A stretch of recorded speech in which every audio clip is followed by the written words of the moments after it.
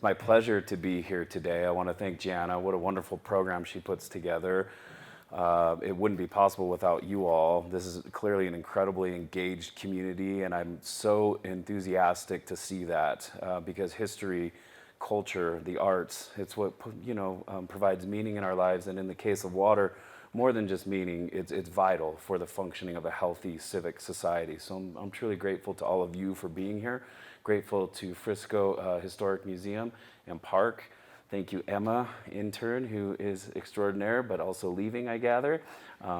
Thank you to Amber from Summit County Television, who is doing the filming today. And Charles Schwab for sponsoring.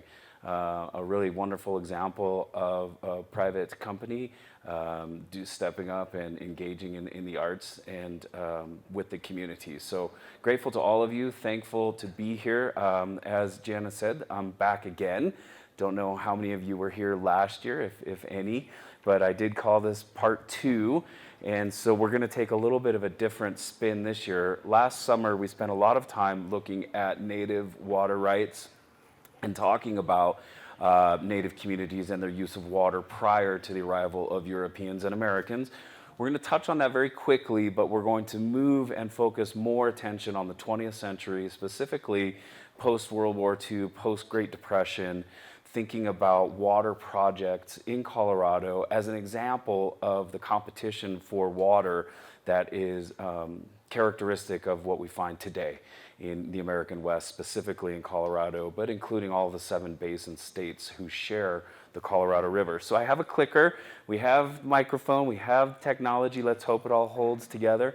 Often these clickers can be finicky, so I might have to change the angle. There we go. Let's just start with the basics. You know, we have 2 hydrogen atoms, 1 oxygen atom. If you flipped it up, yesterday someone was in my office and they drew this with the hydrogen atoms on top of the oxygen atom, and it actually looked like Kermit the Frog. And I think that's probably a good way to remember what the water molecule is. Picture Kermit the Frog, a smiling face with 2 hydrogen ears. The interesting thing, there's a lot of interesting things about water, but it can't be created. We can't go into a lab and just fuse hydrogen and oxygen. I mean, the Hindenburg explosion is a good example of what happens when you try to combine oxygen and hydrogen, and you get a little bit of friction and fire involved. It's going to be massively destructive. So from my perspective, where I sit, I like to say water cannot be created, and it can't really be destroyed. It can be changed, it can be moved around, it can change itself into a vapor form and essentially move. You know, I said this a couple of semesters ago. One of my students said, well, if it can't be destroyed, why do we have drought? Where's the water go? Good question. And I started thinking, you know, where does the water go? Well, it evaporates and it moves with cycles and climactic shifts, so that sometimes one region will be particularly wet, other times it will not be. As most of us in the room probably know, our bodies are primarily made up of water, so critically important to each cell that functions within our body to have that water. So it's not an overstatement to say behind oxygen, you know, water is really the most important thing to us on Earth. And the way I like to structure my conversations about water, and really anytime I'm talking about water, is to try and put an emphasis on the water itself. And what I mean by that is often we talk about water, we put it in human terms, and we think about water with respect to the legal complexities. We think about water with respect to what it can do for us. We think about water in the morning when we take a shower, or when we run a sink, or when we do our dishes. And we think about water, obviously, when we don't have enough. Often, though, as a human community, at least the human community that we are part of, which is, you know, the contemporary United States, those of us living in Colorado, Coloradans, we don't give water its space as an entity in and of itself. We tend to objectify it in a way where we think about how we put it to work, what it can do for us, and how do we get more. And so I always like to kind of just start by looking at water itself and thinking about its nature. And this is a video I took just off Highway 70, driving up near Herman's Gulch. I'm sure many of you have probably done that hike on the other side of the hill there, and thinking about the snow and the connection to the water.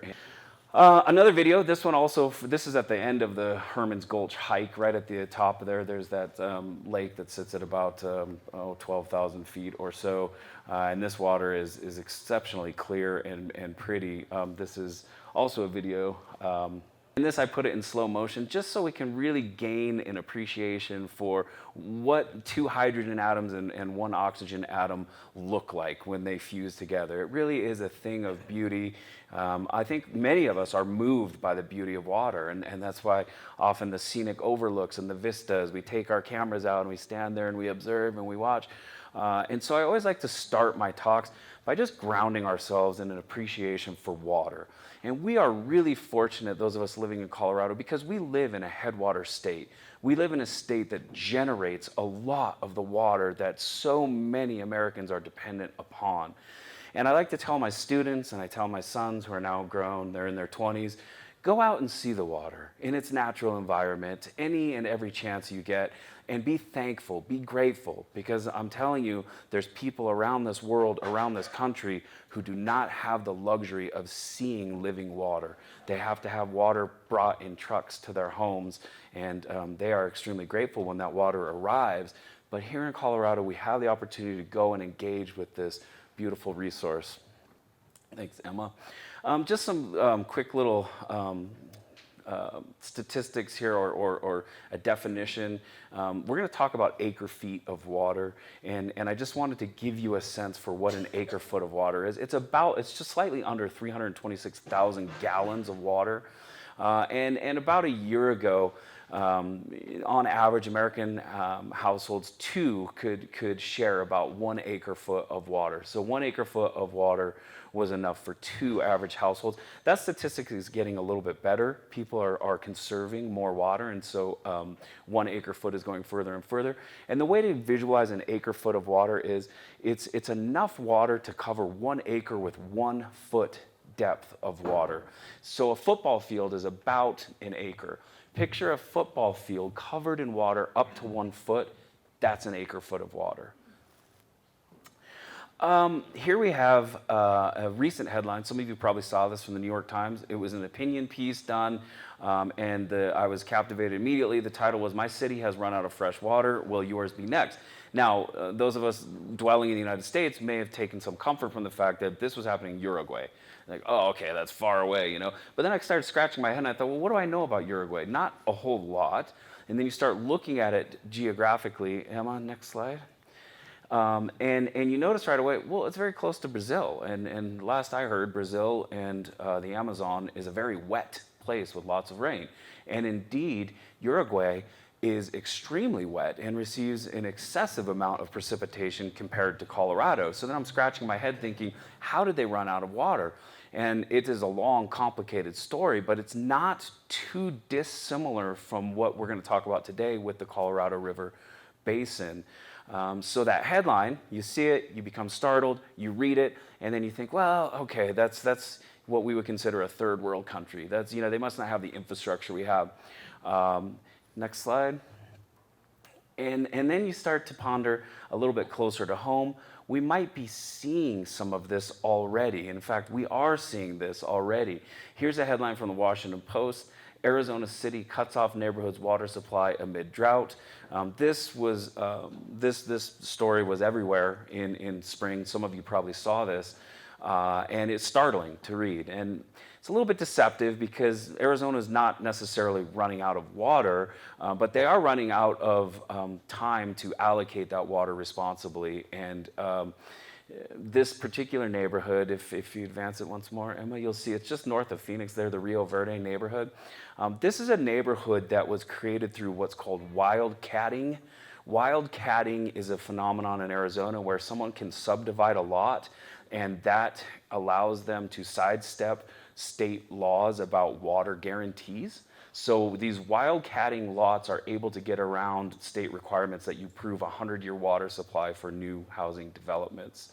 And so when people bought their homes in this neighborhood of Rio Verde, they had to sign something in the closing papers that said, you know, water is not guaranteed.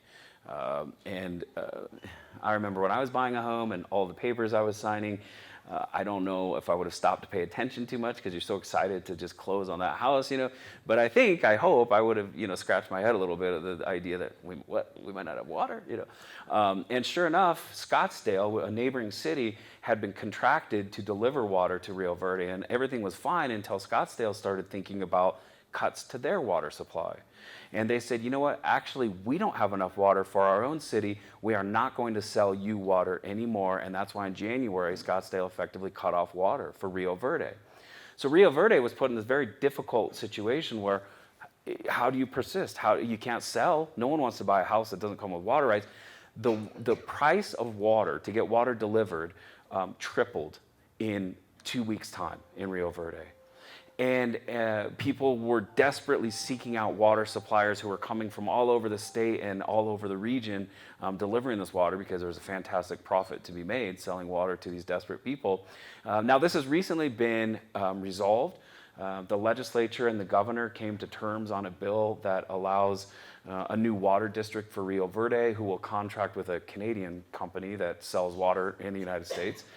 It will run through Scottsdale's system so that it will be cleaned and monitored through Scottsdale, but the water effectively will be run through a Canadian corporation.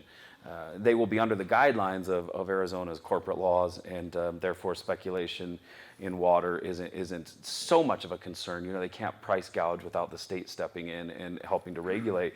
But it certainly is a concern for not just Rio Verde, but other neighborhoods. Many of you might be familiar with Douglas County, Highlands Ranch, just south of Denver. They are actively, members of the community who are deeply invested in Douglas County and also looking to potentially profit off of development are looking to bring water from the San Luis Valley up to Douglas County. And that has been a very contentious ongoing conversation. County commissioners in Douglas County voted not to go forward with that project last year, but some very powerful interests contributed a lot of money to the last race, and it looks like new commissioners will be more inclined to think favorably upon bringing water from San Luis Valley to Highlands Ranch, or excuse me, Douglas County. Okay, now I want to think about how all of that is possible. So it's going to be a fast journey through all of this, but quickly I'll just point out, I don't know if any of you caught this, 2 nights ago on CBS, 60 Minutes, this story, Southwest facing tough choices about water as the Colorado River diminishes. I thought it was a pretty good piece. This still shot I grabbed is Brad Udall. Of course, the Udall family, very famous, very well known in politics and public policy in the West. This is Brad Udall, who's a professor at Colorado State University working in climate science and water science. But yeah, you can find it online. It's a 15-minute watch. And I thought it was a really nice, quick, concise kind of introduction to what we're talking about today. So here's a quote from Jared Bloomfield, who was working for the Environmental Protection Agency. He said, "The mechanics of moving water is just lost on people. It's something that is just invisible. I don't think people connect the dots on how enormous an undertaking it is to move water around, especially in a time of drought," end quote. To demonstrate this point, I've pulled up a map of the Northern Colorado Water Conservancy District. And this is a map demonstrating what Fort Collins and Greeley and other northern Colorado cities were able to accomplish in the 1930s, 40s, and 50s. This big Thompson Project, which essentially took water that was supposed to go into the Colorado Basin. It was supposed to flow to the west. They took that water and redirected it through pumps, pipes, tunnels, dams, reservoirs, to the eastern slope so that Front Range cities could benefit from that water. Of course, the western slope, Grand Junction and other interested parties started to get a little bit nervous with the big Thompson Project. What's going on? Denver was already working on a project of their own to pump water. These are what's called trans-basin diversions, where you are able to actually take water that belongs to one watershed, in this case water that should flow into the Colorado River and ultimately go to the Pacific Ocean, or theoretically to the Pacific Ocean, redirect that and put it into the watershed that drains into the Mississippi River and ultimately the Atlantic Ocean. And so the amount of engineering and science and time and money and human hours it takes is unbelievable. So I just pulled up, these are old. This is based on an article from the 1940s where this guy, Professor Knight, was writing about the big Thompson Project. And he said there's 10 reservoirs, 15 dams, 24 tunnels, 11 canals, 3 closed conduits, 21 siphons, 3 pumps and plants and power plants, 8 penstocks. The list goes on and on and on. And you start to see how incredibly complicated this is. Between 1933 and 1955, almost $150 million were spent to complete this project. And that's in 1930s, 1950 money. So you can imagine for allowing for inflation, we're talking just an incredible investment. Okay. So there's an old saying in water, you've probably heard it before, water flows uphill to power. And that has meant often that cities that become big and strong can go out and collar water rights. They can go out and acquire water rights because they've got deep pockets, they've got attorneys, they've got engineers. Certainly we see that with Los Angeles. If you're familiar with that story, William Mulholland, he was the director of Los Angeles Water and Power. He went up to the Owens River Valley and basically told farmers up there he was here to help. I think farmers in the West know better now. When someone from outside the community shows up and says, we're here to help, they always look over their other shoulder, you know. And Mulholland said, yeah, we want to help you irrigate. And little did the folks know that they were signing away their water rights. And very quickly, Los Angeles built a huge garden hose, you know, this aqueduct from the Owens River Valley to Los Angeles and drained the valley. And that's an example of what we might call an imperial city. And if we needed another reason to hate LA, you know, there it is. A lot of people want to accuse Denver of being an imperial city, and sometimes that holds up. There's a book, many of you have probably seen it or heard of it or even read it, A Ditch in Time, The City, the West, and Water. This is written by a woman named Patricia Limerick. She's a very good historian who was at the University of Colorado Boulder. Actually, she still is, the University of Colorado Boulder. But she kind of challenges that argument in this book. She breaks it down and says, well, how often was Denver really the bully going out and gathering water rights relative to how often they were working in cooperation and collaboration with Western Slope interests? And I think depending on one's perspective, you'll have a very strong feeling about that. But to kind of balance that out, if one's interested, I really recommend this book by a professor who teaches on the Western Slope. It's called As Precious as Blood, The Western Slope and Colorado's Water Wars from the 1900s to the 1970s. This is by a guy named Charles Schulte, who I think is still at Western, although he may have retired by now. But these two books taken together give a really good balance to what's happened in Colorado. And I'm going to try to walk us through it very quickly today and on a super basic level. I'm happy to share this information with you all if you're interested. I have cards I can hand out. And then the last book I'll recommend while I'm at it, written actually by someone who became a tremendous water advocate at MSU, where I teach, Metropolitan State University of Denver, Thomas Check. This book is Colorado Water Law for Non-Lawyers. I recommend this to anyone who's interested in, frankly, anyone who lives in Colorado. This is something that should be on your bookshelf because it helps you understand some of the complexities quickly and fairly easily. Okay, so we have to acknowledge that today, about 80% of Colorado's population lives on the eastern slope. There's a problem with that because about 80% of the water that's generated in Colorado flows west. And so that means we're just exactly backwards. You know, had we planned it with any kind of forward thinking, we would have said, gee, let's put our biggest city where Grand Junction is because that's where all the water is flowing. But that's not how it works. You know, people get excited, things like mineral discoveries happen, and cities just kind of have a life of their own and they spring up.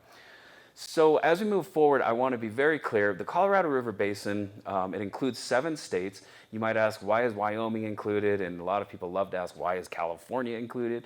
But it often has to do with, in the case of Wyoming, you know, the Green River originates in Wyoming, and that's a major source of the Colorado River. So they have a vested interest in the Colorado River because they supply so much water to the Colorado River.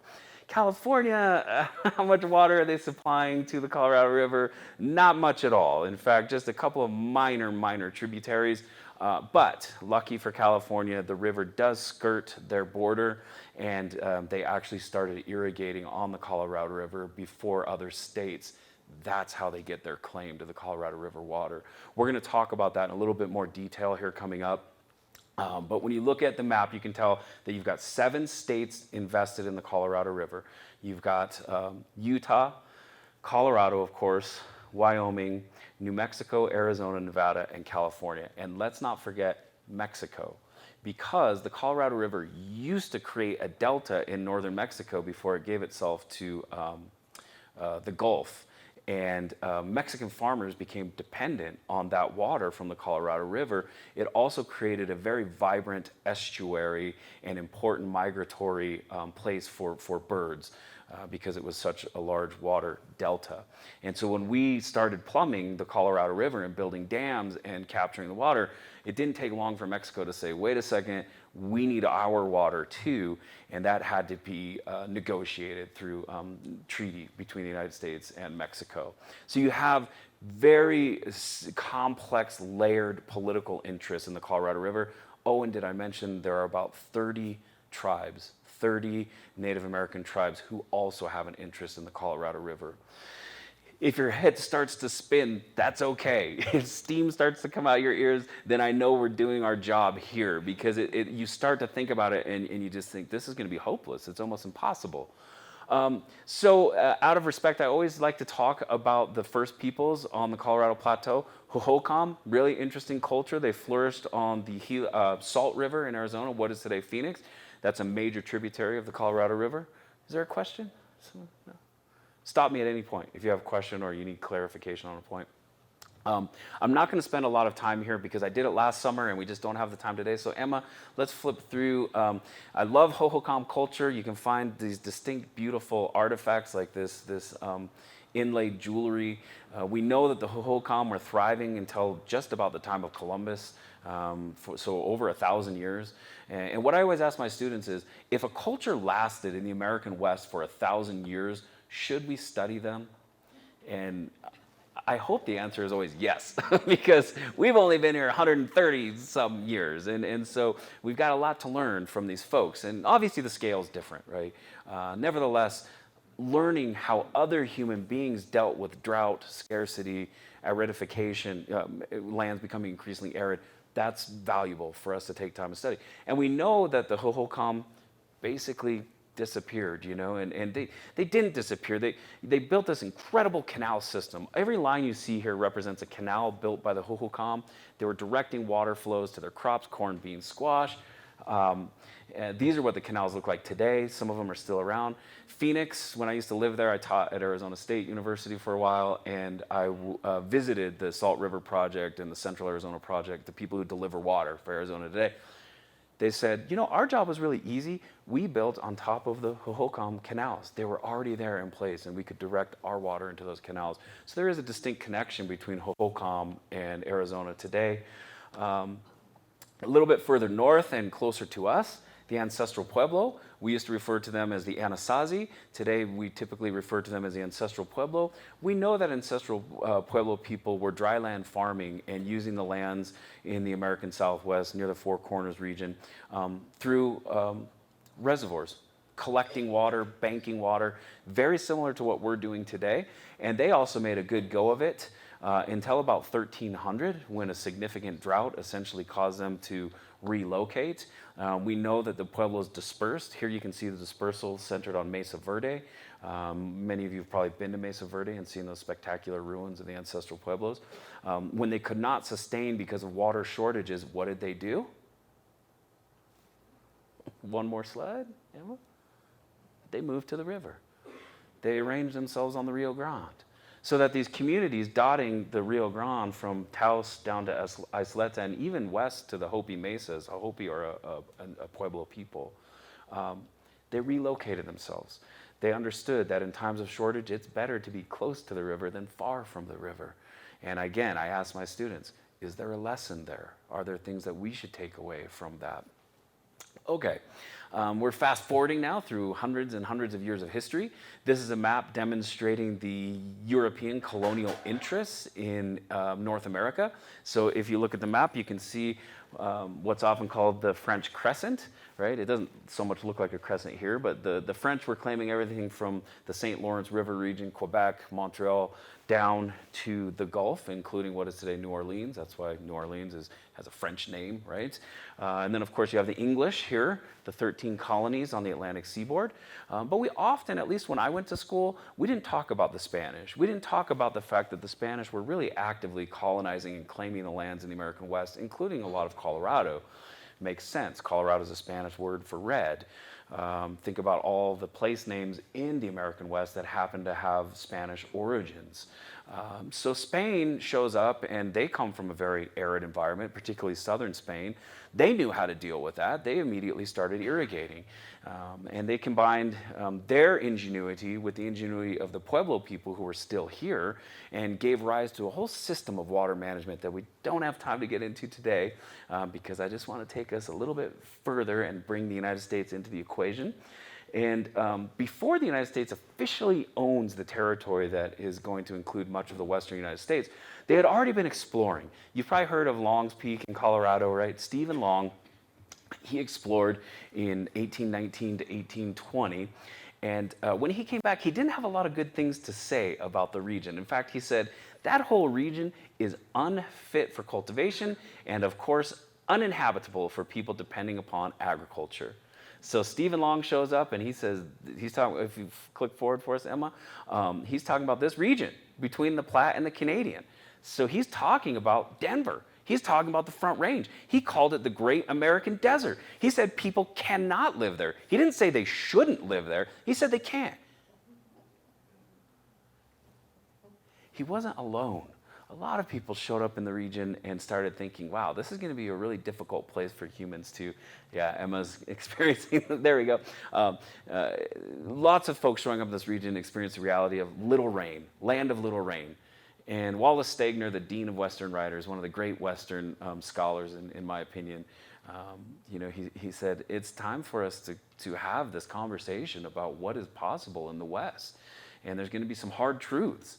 And the first hard truth we have to face is looking at a map of precipitation. When you cross the 100th meridian and you look at aridity in the West, take Colorado, for example, you see these pockets of dark red in here. And then even in the Southwest, look at the darker. Here in California, okay, this is the Imperial Valley. This is home to agriculture on a scale that is incomparable in the Western United States. So much of our foods are being produced in the Imperial Valley of California. Look at that deep red. That means they get less than 5 inches of rain a year. And it makes sense. That's the Mojave Desert. This is the Sonoran Desert. These are desert places. Colorado, Denver, people like to describe us as a semi-desert. But the great historian Walter Prescott Webb, he said, sure, it's a semi-desert with a desert's heart. So the United States comes into full possession of this territory in 1848 following a quick war with Mexico. And as the United States begins to move into this area, the first thing they figure out is there's lots of gold. And of course, the Spanish were disappointed because they knew the gold was there. The Spanish, at first they were looking for Cibola, they were looking for the lost cities of gold. Well, the gold wasn't in cities, it was under the ground. And the United States had the great fortune of taking possession of the land as these discoveries are made. Well, the mining is going to mean lots of water. Water is necessary for mining, especially for milling, for separating the precious metals from the earth. So what happens here in Colorado, right just down the hill near Central City and Black Hawk, there was a place called Gregorys Diggings after a guy, Gregory, who discovered this. And he is attributed with this site that produced so much wealth in Colorado, so much early gold. And very quickly, they realized, whoa, everybody needs water to do what we need to do with this mining. But what happens if your mine exists half a mile away from where the water is?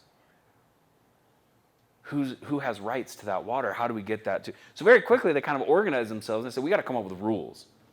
And so in the provisions of the Gregory Diggings, rule number 8 specified, In all cases, priority of claim, when honestly carried out, shall be respected.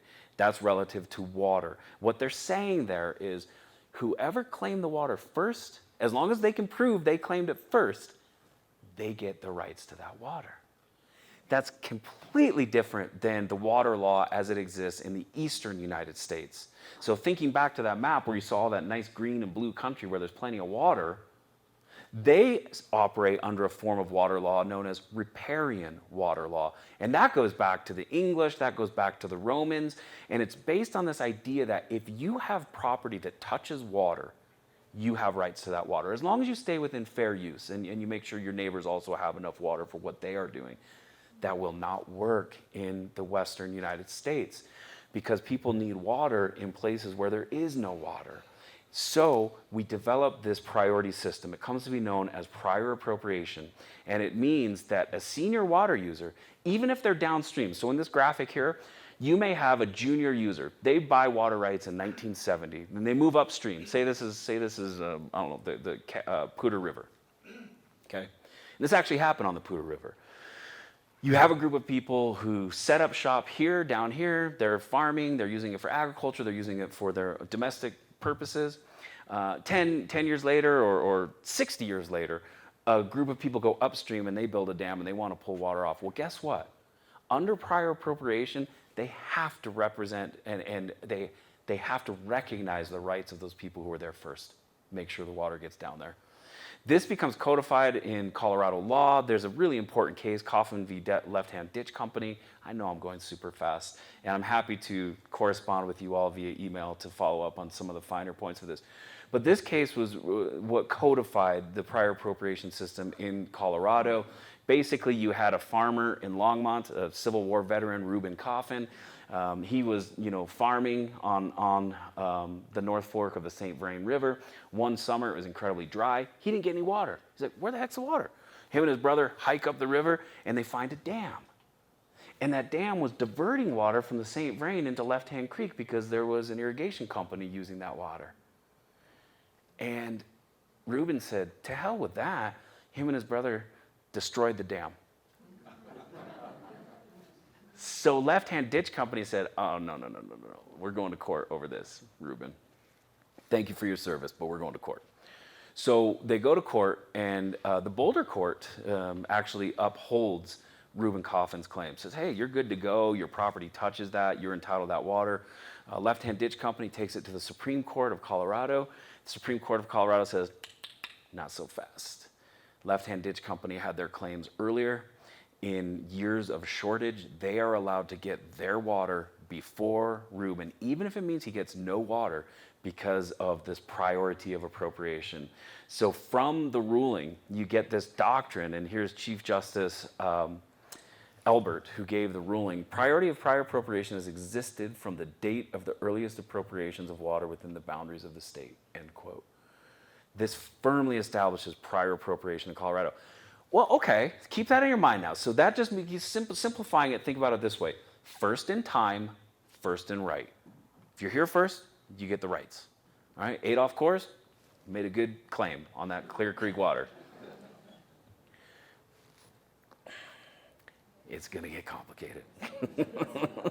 Okay? Because when we pull back and we look again at the Colorado Plateau, the Colorado River Basin, now again we've got 7 states, 2 countries, 30 tribes. If we apply the concept of prior appropriation, who has the rights to the water? The Native people. Now that gets complicated. That's going to get wrapped up in case law, and it's going to hinge on this Supreme Court case from the early 1900s known as the Winters case, in which the rule basically became, if a tribe had a treaty and that treaty specified they should be farming, they have water rights. But if you don't have a treaty, then you don't have those rights. Now, there's other ways to get rights as a tribe. But yeah, following prior appropriation, the tribe should have their water first. But going back to what I said a few moments ago, who else is going to have priority of appropriation on the Colorado River because they started farming so early down here? California. Okay, another reminder. This is John Wesley Powell. Have you heard of John Wesley Powell? There's a museum to him, Green River, Utah. One-armed Civil War vet who mapped the Colorado River, the first non-native person to map the Colorado River. And he did it with these, wooden boats, and just incredible when you think about the rapids they were running and the hardships they were facing. Anyway, after doing all of that, he was hired by the federal government to survey the arid lands of the West. So he wrote this massive report, like 1,000 pages. And in that report, he said, there's not enough water in the West to do what you want to do. This is a quote in 1893. He was an old man now by 1893, and there's this annual event called the International Irrigation Congress, where people would get together, and it was mostly developers and boosters, and they'd get together and they'd be like, let's get a lot of water and make a city, right? And let's pull our money together and buy property and then subdivide it and sell it and make sure there's water so that we can make money. And they're like, oh, and let's hear from John Wesley Powell, and everyone just politely clapping, like, here's John, and he stands up and he says, gentlemen, when all the rivers are used, when all the creeks in the ravines, when all the brooks and all the springs are used, there is still not sufficient water to irrigate all of this arid land. Gentlemen, you are piling up a heritage of conflict and litigation over water rights, for there is not sufficient water to supply the land. End quote. I think we should think of Powell as a secular prophet. I mean, this is someone who saw what was happening. He's like, are you serious? You're going to build a city in LA? LA? It's a desert. I mean, look at the map. We visited today, and there's palm trees, and there's grass, and we're like, oh, man, it's beautiful. It's like Florida. It's nothing like Florida.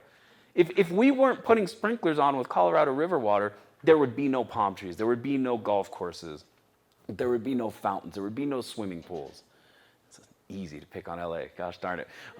Denver's the same story, though. We have to be honest with ourselves. Denver, Phoenix, Salt Lake City, Albuquerque, all these large western cities, they just don't have enough water to exist, but we've engineered our way around that.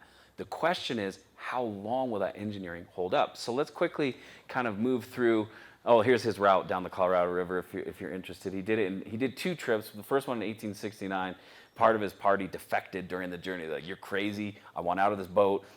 I'll scale these canyon walls to get out. The 2 guys who did leave, they both ended up dying. And Powell and his group made it to Salt Lake City, so they should have stayed with the old Civil War vet. Okay. Now, we've got to get the federal government involved, all right? Everyone's favorite topic, federal involvement in the West.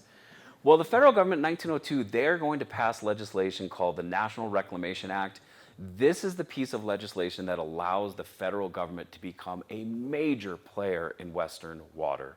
So if you're ever wondering how in the world the federal government got involved in the plumbing of the Western United States, it all goes back to 1902 when Roosevelt, with a very active senator from Nevada, a guy named Francis Newlands, came together and said, let's get this thing done for the benefit of Western states. And essentially what it did is it opened up the purse strings for developing water projects in the West. And surprise, surprise, Newlands' home state of Nevada got the first project. But Colorado was close behind. The tunnel at Gunnison, if you're familiar with that, tunnel that goes from the Gunnison River into the Uncompahgre River, incredible work of engineering. That was a Bureau of Reclamation. The state of Colorado had tried to do it themselves before, couldn't do it. Reclamation came in, they had the engineers, they had the purse strings, and they were able to do it. So now you've got the state, you've got the feds, you've got not just the state, you've got these states. They've got to come together and say, what are we going to do with the Colorado River? Keep in mind, Los Angeles had already started really irrigating using Colorado River water down in the Imperial Valley. 1922, they all get together in New Mexico. Let's make an agreement. How are we going to divvy this up? And they decide we'll break it into 2 basins. The upper basin will consist of Colorado, Wyoming, New Mexico, and Utah. The lower basin is going to be California, Arizona, and Nevada. Each basin gets 7.5 million acre-feet of water. Okay, well, what about Mexico? Oh, don't worry about that. We'll talk about that later.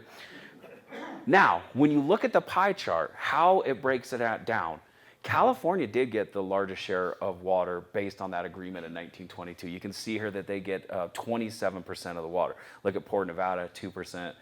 That's a source of a lot of frustration for Nevada today. Keep in mind, in 1922, when this was negotiated, Las Vegas was not what it is today, and they didn't have the water needs that they do today. But look, Colorado came out with 23%. Not bad.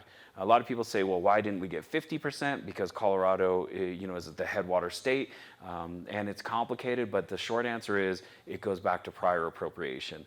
And California had already been irrigating down here in the Imperial Valley, drawing water off of the Colorado River. It didn't hurt that the Southern Pacific Railroad was creating these beautiful advertisements to bring people to the. Why did they want people in the Imperial Valley? Because they'd have to ride the train, and they could, make money both ways on those people.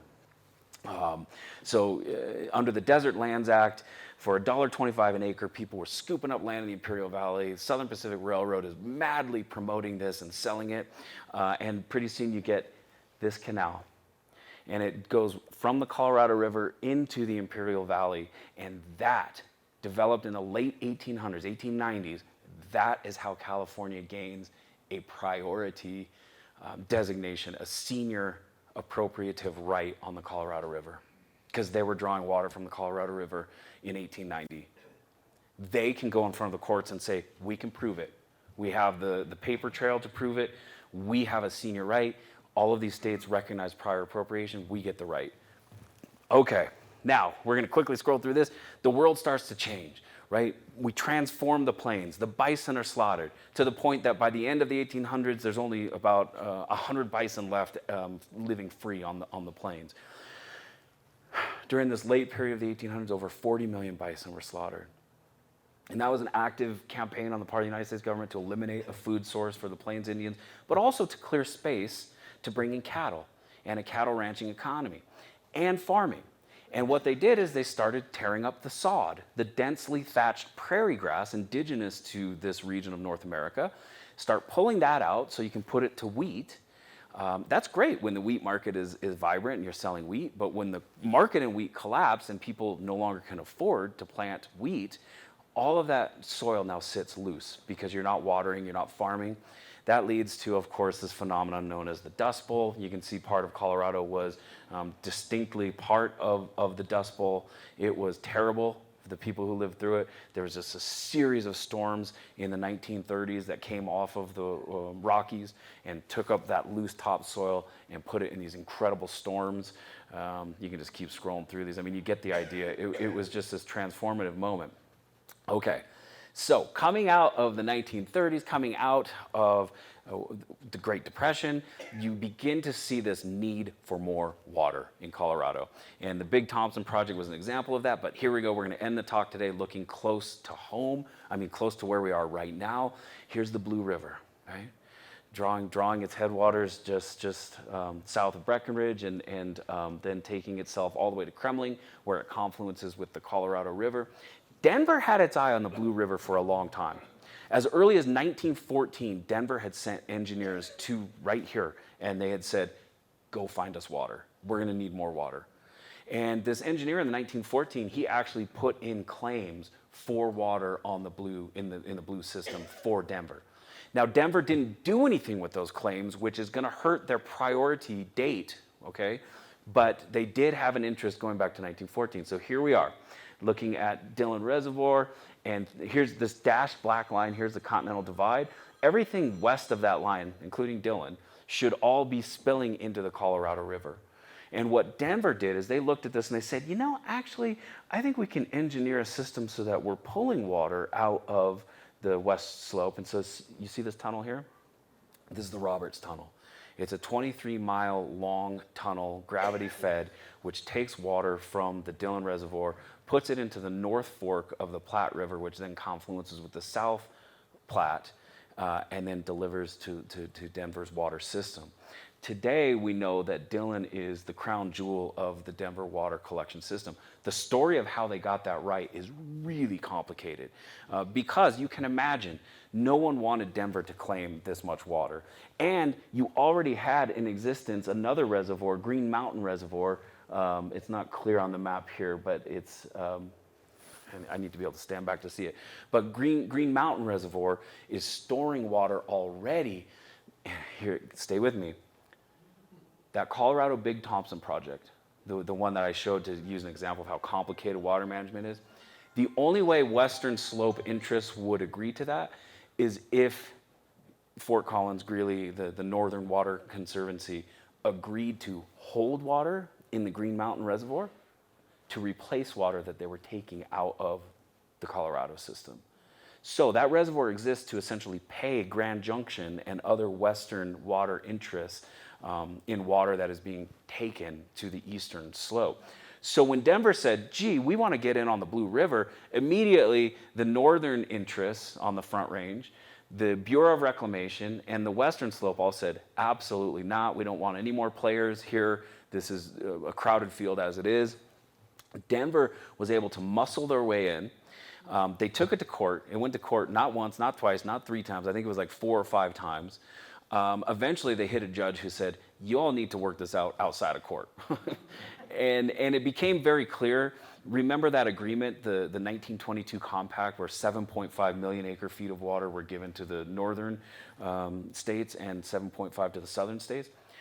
If the northern states didn't get their act together and start using that water, California was going to claim, you're not using your water. Your priority claim to that water is now no good. We're going to take yours. So that helped the conversation, because Denver went to Grand Junction and the Western interest and said, look, if we don't use this water in the Colorado River, we're going to lose it. Western water interests were like, oh gosh, we hate to admit it, but they're right. So if you can assure us that you're not going to touch Green Mountain Reservoir, we will agree to you being able to build this Dillon Reservoir and pump some of the Blue River into the Front Range. Now I'm simplifying that. That was the first decree handed down. There's a second decree. There's many court maneuvers, but the bottom line is we end up with Dillon Reservoir. Finished in '63, it holds over 250,000 acre-feet of water. And like I said, it's the largest storage facility in Denver's water supply. So this is a fundamental piece of people living in Denver being able to have their water. Last I saw, I think it was something like 40%. It accounts for 40% of the supply for Denver's domestic water purposes. The tunnel is also just this incredible engineering marvel. This is a photo of construction as it was happening. Incidentally, before Denver had made an agreement, before they had won in court, they were already building the tunnel and eyeballing the spot for the Dillon Reservoir. And folks living up here and on the Western Slope were so ticked off. They just said, those conceited city-dwelling such and suches are already building before they have the rights. But Denver had this attorney named Saunders, and he was incredibly sure of himself and a competent litigator, and he just said, we're getting that water. Trust me. Denver's getting that water.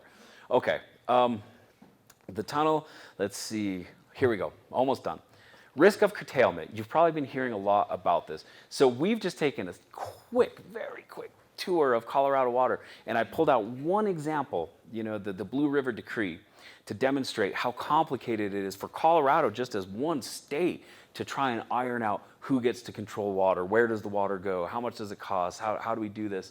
Now, when you pull back and you think about the whole system, 7 states, 30 tribes, 2 nations, and now add to that equation the increasing aridity of the West. And we called it a drought for a long time. And a drought is a terrible thing, right? Especially for those of us that have grown up in the West and know farming in the West. Drought is terrible. What's actually happening is far worse. There's a long-term pattern of aridification in which the land is becoming more arid, and there's no signs of it letting up. In fact, if current forecasts hold, there is a chance that by 2050, the flow of the Colorado is 30% less than what it is now. And we're already having trouble allocating water. We already have 40 million people dependent on the water. And so whenever I do a talk like this, or even in my classes at the university, I don't like to leave people with like, so we're all doomed. Because that's not going to help anyone. And we're past a point of like pointing fingers, like, who did it? It's those developers, Doesn't matter. Here's where we are. So there's one tricky thing. In that Compact of 22, Article 3, Section D specifies the upper basin has to always ensure that every year that 7.5 million acre feet of water flow.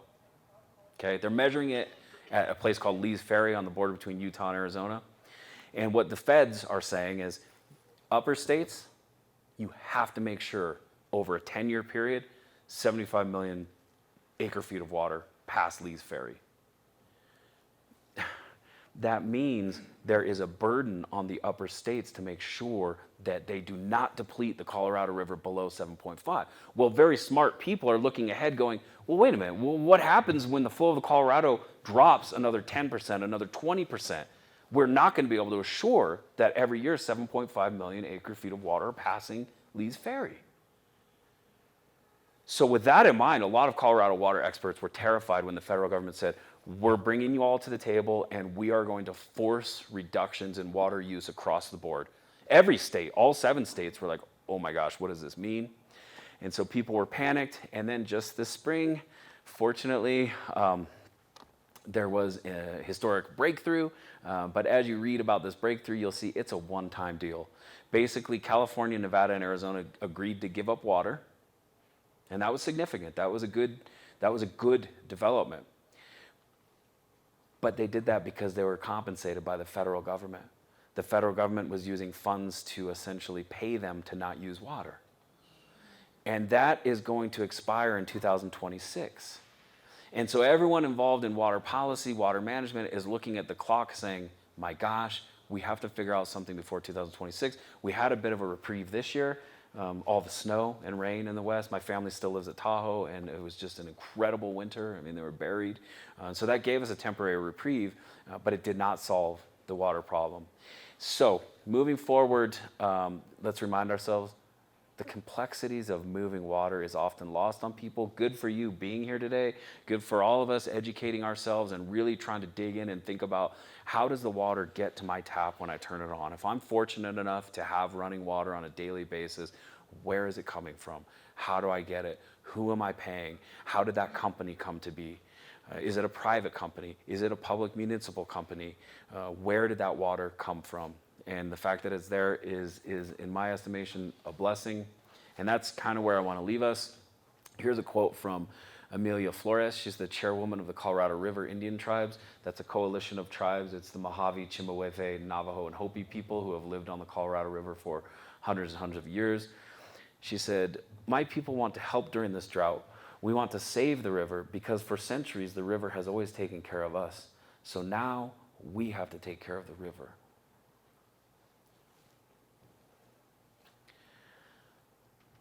This is from Tahoe, where I'm from. I worked with the tribe up there, the Washoe tribe, and Lake Tahoe is obviously one of the prettiest places in the world. I'm of course biased, but it is one of the deepest freshwater lakes in the world. It has a clarity that is unparalleled. You can see down 70 feet. It's so clear. It used to be 100 feet before a lot of erosion and just kind of natural changes. But a tribal member, Mela Machado, he said about Tahoe, whatever happens to the lake is going to happen to us. Water is moving, it is living. And I like that because it is a way to remind us that the water we see around us, we are dependent on it. It's not dependent on us. So it's not a two-way street. Water needs nothing from us. We need water. And when we think about it that way, does that cause us to reflect on responsibilities? Ways that we might serve water or think about water in new ways? Ways that we might conserve water? Obviously, water is something deep, fundamental in the human experience. We use it as a sacrament across religions. Baptism, water. Last slide. We have an uncertain, but it's not a hopeless future. And it's going to take all of you, and it's going to take your family members. It's going to take all of us in the West. And the good news is we're seeing it. There are river basin roundtables that consist of native people, river guides and rafters, fishers, miners, municipal interests. And they're sitting together in these rooms and they're having difficult conversations. And they're saying, well, what do you need from the water? What do you need from the water? And that is a very promising development, that these interests are coming together and saying, look, we may not agree on how the water should be used, but we can agree we need to conserve it, and we need to think responsibly about it. So the last thing I'll give you is this quote from Pat McCabe, also known as Woman Stand Shining. She's a Lakota and Dene, or Navajo, public speaker. She said, "Water unites us and it ties us together in such a beautiful and graceful way. So one, yes, it's a call for respect, but it's also a call for rejoicing." And so when you see water, when you see it running, when you touch it, when you engage with it, take that moment to rejoice that you are seeing something truly incredible. 2 hydrogen atoms, 1 oxygen atom, in any other context, incredibly flammable and dangerous, can't be created, can't be destroyed, and it's here, running all around us. Thank you for your attention today. I'm sorry I went a little bit over.